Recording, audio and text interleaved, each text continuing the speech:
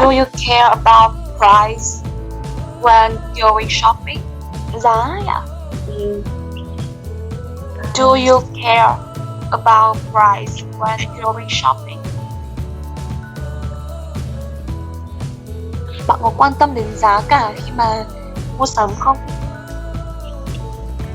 Yes.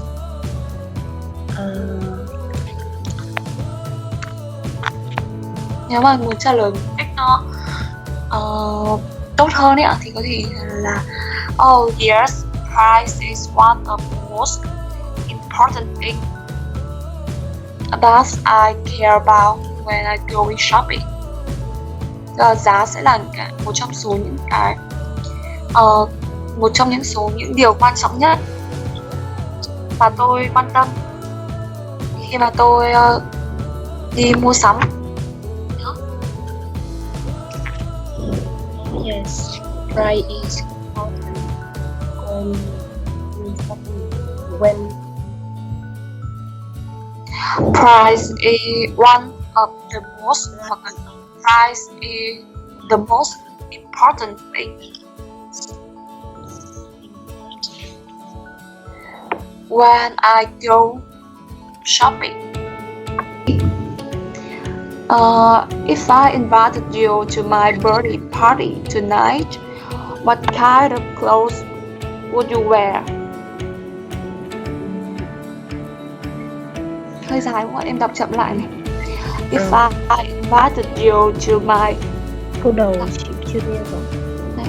If I invited you to my birthday party tonight, what kind of clothes would you wear?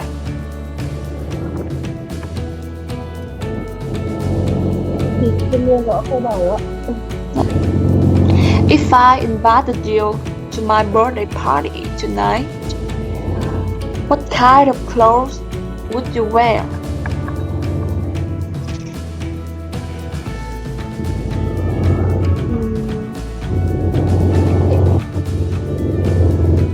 Cái câu đầu tiên là nếu mà tôi mời bạn đến dự cái bữa tiệc sinh nhật của tôi tối nay ạ.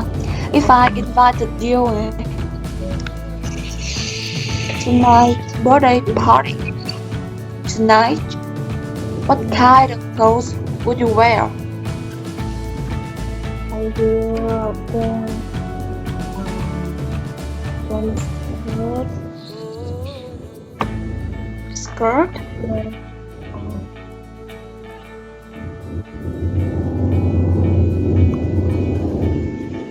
Ok, em hỏi lại nhé. Dạ. Sneaker này, skirt. And sweater. Okay, and sweater.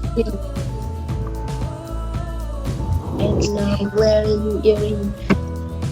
Ok, nếu mà chị muốn trả lời kiểu kể hết ấy ạ, thì có thể trả lời là okay, I will wear a sweater with a skirt.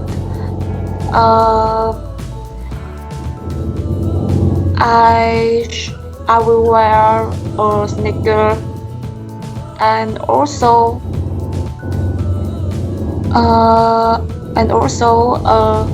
cái gì nhỉ? Earring. Ok.